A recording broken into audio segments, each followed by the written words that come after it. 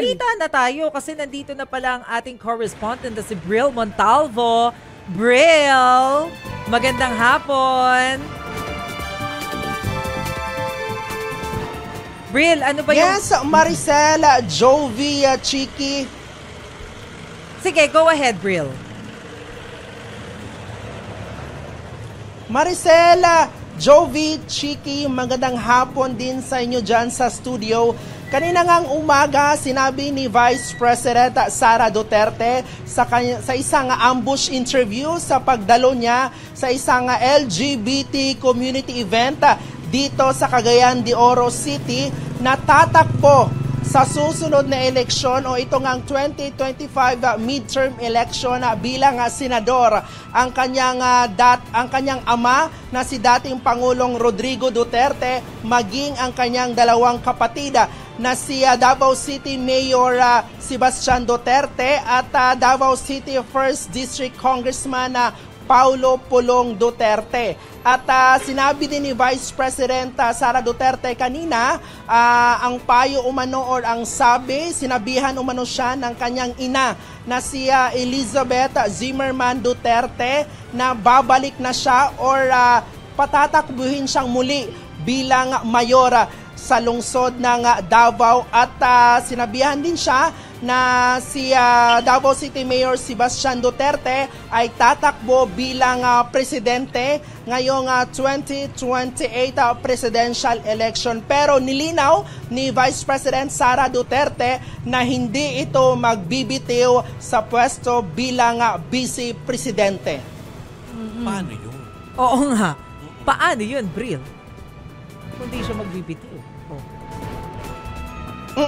Hindi nga malinaw kung kailan or anong taon na tatakbo bilang mayor ng Davao itong si Vice President Sara Duterte. And tinanong natin si VP Sara kanina kung anong taon or kailan siya babalik sa pagtakbo sa Davao City bilang alkalde at ang sabi lang niya ay pag-uusapan pa umano ng kanilang pamilya. Pero Bril, pakikwento nga sa amin, paano naungkat itong, nung kausap nyo si VP Sara kanina, paano naungkat na, ay may plano pala sina PRRD, si Pulong at saka si Baste na tumakbo? Paano humantong yung usapan nyo na hindi magre-resign si VP Sara pero pwede siyang tumakbo uli sa pagka-mayor? Kanina nga Maricel, no, nagulat nga kami nung sinabi ni Vice President Sara Duterte kanina sa ambush interview.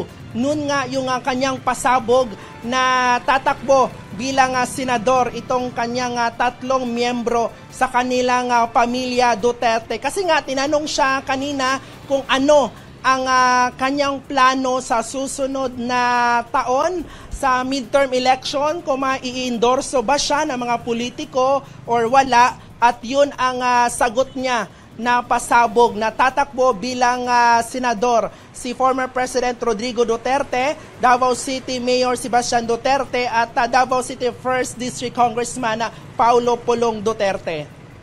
Pero nabanggit ba niya, Bril, kung meron silang plano na partido na aaniban? Kasi uso na yan ngayon mga alyansa-alyansa. Magkaiba ng partido yung mag-ama, ha? Oo.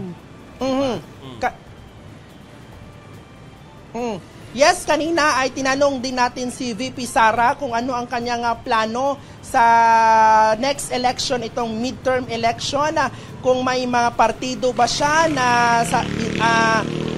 magsasapi or lalahok siya sa mga partido or aalyansa siya. Pero ang sabi niya lang isa, wala pa umano silang plano sa susunod na eleksyon. Pero yun nga yung binanggit niya na tatakbo ang tatlong miyembro ng mga Duterte bilang senador. Okay. O sige, Bril, maraming salamat sa iyo mula sa pagre-report mo dyan sa CDO. Yes. Salamat, Thank you, Bril. Thanks, Bril.